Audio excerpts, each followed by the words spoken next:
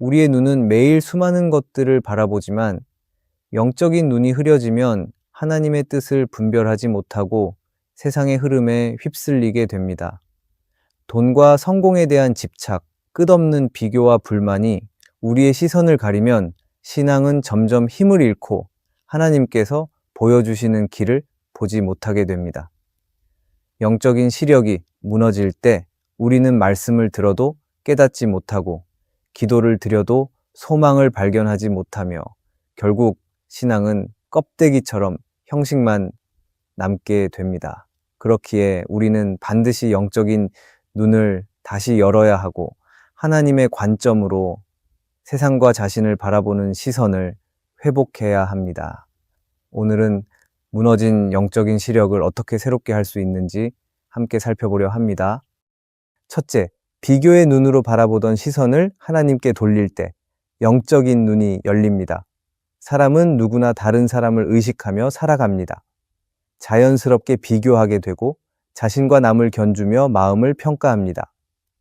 그러나 비교의 눈은 영적인 시력을 흐리게 만드는 큰 걸림돌이 됩니다. 비교는 감사의 마음을 가리우고 하나님이 주신 은혜를 바라보지 못하게 만듭니다. 나보다 잘하는 사람을 보며 열등감에 빠지고 나보다 부족한 사람을 보며 교만에 빠집니다. 이 두 가지 모두 눈을 흐리게 하고 하나님이 보여주시는 길을 가로막습니다. 마귀는 성도가 서로를 비교하며 기쁨과 평안을 잃어버리는 것을 좋아합니다.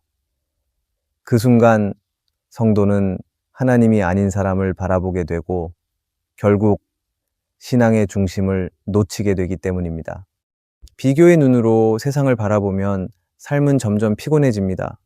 다른 사람의 성공을 보며 내 삶이 초라해 보이고 누군가의 실패를 보며 순간적인 위안을 얻기도 하지만 그 만족은 오래 가지 못합니다.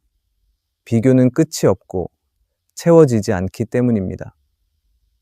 영적인 눈이 흐려지면 하나님의 시선으로 자신을 바라보지 못하고 언제나 다른 사람의 기준에 묶여 살아갑니다.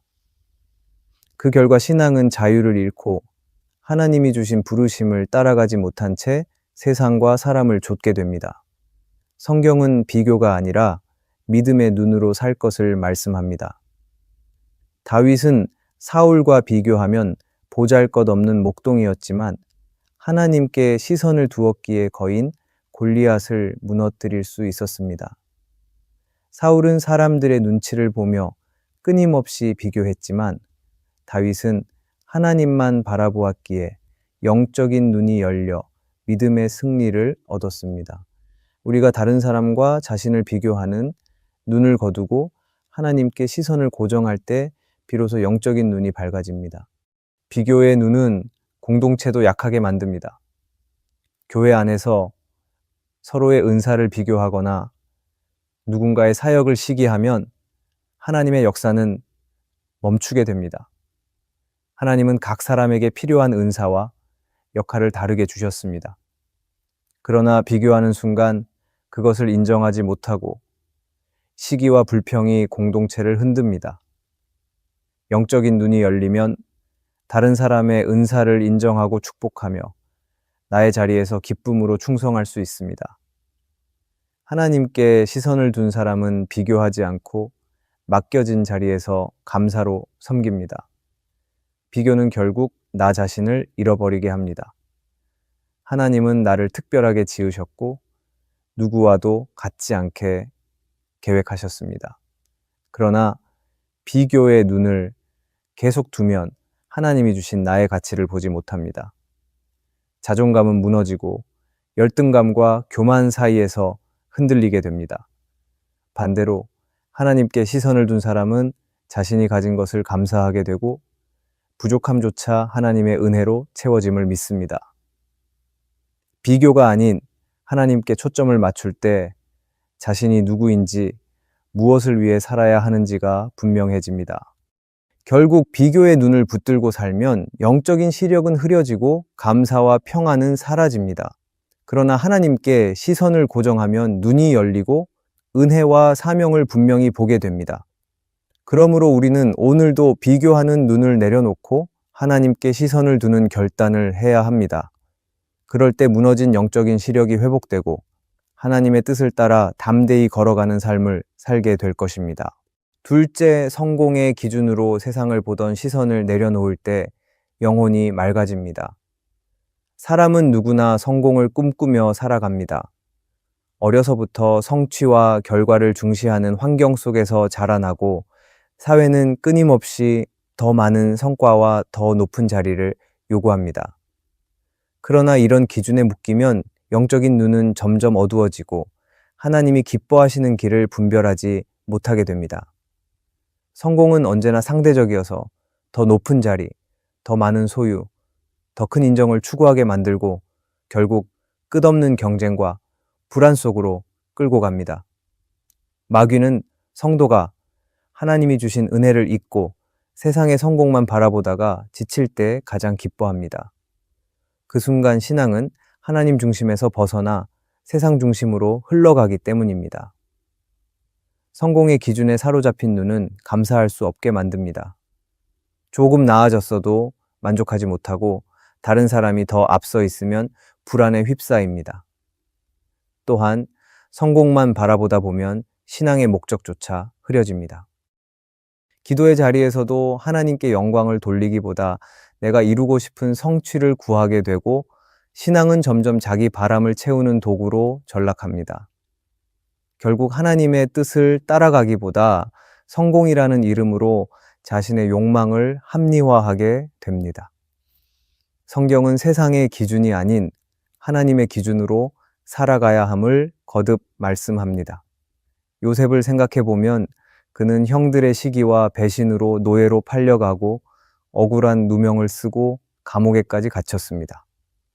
사람의 눈으로 보면 실패한 인생처럼 보였지만 하나님의 시선에서는 오히려 준비의 과정이었습니다. 요셉은 세상의 기준에 머물지 않고 하나님을 향한 믿음을 지켰고 마침내 애굽의 총리가 되어 하나님의 큰 뜻을 이루는 도구가 되었습니다. 이처럼 성공의 기준을 내려놓고 하나님의 계획을 신뢰할 때 영적인 눈은 열리고 영혼은 참된 평안을 누리게 됩니다. 성공의 기준은 다른 사람을 쉽게 판단하게도 만듭니다. 우리는 보이는 성과와 지위를 기준으로 타인을 평가하고 심지어 자신까지 그 잣대로 재단합니다. 그러나 하나님은 외모나 결과를 보지 않으시고 중심을 보십니다. 영적인 눈이 열린 사람은 사람을 세상의 기준으로 보지 않고 하나님의 시선으로 바라봅니다. 겉으로 드러난 성취가 없어도 그 안에 있는 믿음과 순종을 귀하게 여기는 눈을 가지게 됩니다. 그렇게 될 때 우리는 하나님께서 보시는 가치와 존귀함을 회복할 수 있습니다. 성공을 내려놓는다는 것은 아무것도 이루지 않아도 괜찮다는 뜻이 아닙니다. 오히려 성공보다 하나님을 더 귀하게 여기고 결과보다 과정에서 하나님의 뜻을 구하겠다는 고백입니다. 하나님께 시선을 둔 사람은 작은 일에도 충성하며 보이지 않는 자리에서도 최선을 다합니다. 세상의 눈에는 미약해 보일 수 있으나 하나님 앞에서는 그것이 가장 큰 성공입니다. 영혼이 맑아진다는 것은 바로 이런 하나님의 시선을 배우는 것입니다. 결국 성공의 기준에 붙잡혀 사는 사람은 영혼이 흐려져 감사도 평안도 잃게 됩니다. 그러나 그 기준을 내려놓고 하나님께 시선을 고정하는 순간 영혼은 새로워지고 삶은 자유로워집니다. 하나님은 우리에게 세상의 성공이 아니라 믿음을 원하시며 그 믿음 안에서 진정한 승리를 약속하십니다. 그러므로 우리는 성공을 내려놓고 하나님께 나아갈 때 영혼이 맑아지고 하나님이 주시는 평안과 기쁨을 누릴 수 있습니다. 셋째, 잠시 멈추어 침묵 속에 하나님을 바라볼 때 시력이 회복됩니다. 사람은 늘 바쁘게 움직이며 살아갑니다. 해야 할 일은 끝이 없고 마음은 끊임없이 세상의 소리에 이끌려 다닙니다. 그러나 영적인 눈은 분주함 속에서 쉽게 흐려지고 하나님의 음성은 소음에 묻혀 들리지 않게 됩니다. 그렇기에 잠시 멈추는 시간, 침묵 속에서 하나님께 집중하는 시간이 필요합니다. 침묵은 단순히 입을 닫는 상태가 아니라 마음의 소음을 내려놓고 하나님께 시선을 고정하는 태도입니다. 이 순간 무너진 영적인 시력은 회복되고 다시 하나님의 뜻을 분별할 수 있는 눈이 열립니다. 침묵은 우리 안에 쌓인 불필요한 생각들을 가라앉히는 힘이 있습니다. 사람은 늘 판단하고 계산하며 살기 때문에 마음이 복잡해지고 눈은 흐려집니다. 그러나 침묵 속에서 하나님을 바라보면 생각은 정리되고 혼란은 차분히 가라앉습니다. 그 안에서 하나님의 시선이 열려 내 삶을 새롭게 바라보게 됩니다. 성경은 자주 하나님 앞에서 잠잠하라고 말씀합니다. 잠잠함은 패배가 아니라 하나님께 맡기고 신뢰하는 믿음의 행위입니다. 우리가 침묵할 때 하나님은 말씀하시고 그 말씀 속에서 시력은 다시 맑아집니다. 또한 침묵은 하나님과의 친밀함을 깊게 만듭니다. 많은 말을 쏟아내기보다 침묵 속에서 하나님의 마음을 기다릴 때 하나님은 우리의 영혼 깊은 곳에 말씀하십니다. 다윗은 수많은 전쟁과 위기 속에서도 하나님 앞에 잠잠히 머물렀습니다. 그는 눈앞의 상황만 보지 않고 침묵 속에서 하나님의 인도를 기다렸습니다. 그 결과 그의 눈은 흐려지지 않았고 환난 속에서도 하나님의 손길을 분명히 볼 수 있었습니다. 우리 또한 같은 은혜를 누릴 수 있습니다. 바쁜 삶에서 잠시 멈추어 침묵할 때 영적인 눈은 다시 하나님을 향해 열립니다. 세상은 침묵을 두려워하게 만듭니다. 조용한 순간이 오면 핸드폰을 열고 음악을 틀고 끊임없는 소리로 마음의 공허함을 채우려 합니다. 그러나 영적인 시력을 회복하는 길은 소음 속에 있지 않고 침묵 속에 있습니다. 침묵은 불편하게 느껴질 수 있지만 하나님을 만나는 통로가 됩니다. 세상의 소리를 끊고 하나님께 집중할 때 잃어버린 시력이 회복됩니다. 마치 안개 낀 날씨에 잠시 멈추어 기다리면 시간이 지나 안개가 걷히듯 영혼의 눈앞을 가리던 흐림이 사라지는 것과 같습니다. 침묵은 또한 인내를 배우게 합니다. 우리는 빨리 결과를 보고 싶어 하고 기도의 응답을 서두르고 싶어 합니다. 그러나 하나님은 때때로 침묵 속에서 기다리게 하시며 그 기다림 속에 우리의 영적인 눈을 새롭게 하십니다. 기다림은 헛된 시간이 아니라 영혼을 치료하는 시간이며 하나님이 일하시는 과정을 경험하는 순간입니다. 결국 영적인 시력을 회복하기 위해서는 멈춤과 침묵이 필요합니다. 끊임없이 달려가는 삶에서 잠시 멈출 때 길을 잃지 않고 오히려 더 분명한 길을 찾게 됩니다. 하나님은 침묵 속에서 말씀하시고 그 말씀은 우리의 눈을 밝히며 다시 일어설 힘을 줍니다. 그러므로 분주한 일상 속에서도 잠시 멈추어 침묵하며 하나님을 바라보는 시간을 가져야 합니다. 그럴 때 무너진 영적인 시력은 회복되고 하나님이 보여주시는 길을 분명히 보며 담대히 걸어갈 수 있습니다. 넷째, 눈에 보이는 결과보다 하나님의 계획을 신뢰할 때 영적인 눈이 열립니다. 우리는 살아가면서 언제나 눈에 보이는 결과를 기준으로 판단합니다. 일이 잘 풀리면 기뻐하고 기대와 다르면 금세 낙심합니다. 그러나 눈앞의 결과에만 시선을 두면 하나님의 크신 계획을 바라보지 못하고 영적인 시야는 점점 좁아집니다. 하나님은 우리의 현재를 넘어 더 멀리, 더 깊은 미래를 바라보시며 일하시는 분이십니다. 그러므로 영적인 눈을 회복하려면 당장의 성과와 즉각적인 응답에 매이지 않고 하나님이 준비하신 계획을 신뢰하는 법을 배워야 합니다. 결과보다 하나님을 더 신뢰할 때 영혼의 눈은 흐려지지 않고 오히려 밝아집니다. 사람은 본능적으로 당장의 결과를 붙잡으려 합니다. 그러나 성경은 하나님의 뜻이 우리의 생각보다 훨씬 크고 깊다고 말씀합니다. 아브라함은 하나님의 약속을 받았지만 오랜 세월 아들을 얻지 못했습니다. 눈앞에 현실은 불가능했고 나이는 점점 들어갔습니다. 그럼에도 그는 약속을 붙들고 기다렸고 결국 이삭을 얻으며 하나님의 놀라운 계획을 경험했습니다. 만약 아브라함이 눈앞의 결과만 바라봤다면 절망했을 것이지만 하나님의 계획을 신뢰했기에 그의 눈은 열렸고 믿음의 조상으로 세워질 수 있었습니다. 우리도 결과에 시선을 두면 쉽게 흔들립니다.